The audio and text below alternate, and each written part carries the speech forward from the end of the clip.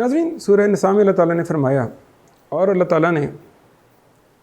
بشارت دینے والے اور خبردار کرنے والے رسول بھیجے تاکہ ان رسولوں کے آنے کے بعد لوگوں کے پاس اللہ کے سامنے نہ کوئی عذر رہے اور نہ کوئی دلیل،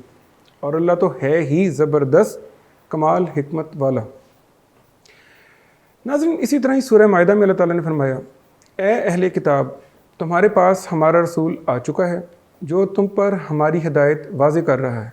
باوجود اس کے کہ رسالت کا سلسلہ کچھ عرصہ کے لیے ملتوی ہو گیا تھا، تاکہ تم لوگ یہ نہ کہو کہ ہمارے پاس کوئی خبردار کرنے والا اور بشارت سنانے والا نہیں آیا، اور اللہ تو ہر چیز پر قادر ہے۔ ناظرین، جیسا کہ آپ جانتے ہیں کہ ہم نے اپنے سابقہ 2 پروگراموں میں ہدایت کا ارتقاء یا ہدایت کا سفر کے عنوان سے ایک گفتگو کا آغاز کیا تھا، جس پہ ہم نے اللہ تعالیٰ کی اس عظیم الشان مہربانی جو کہ نسل انسانی پر اللہ تعالیٰ نے کی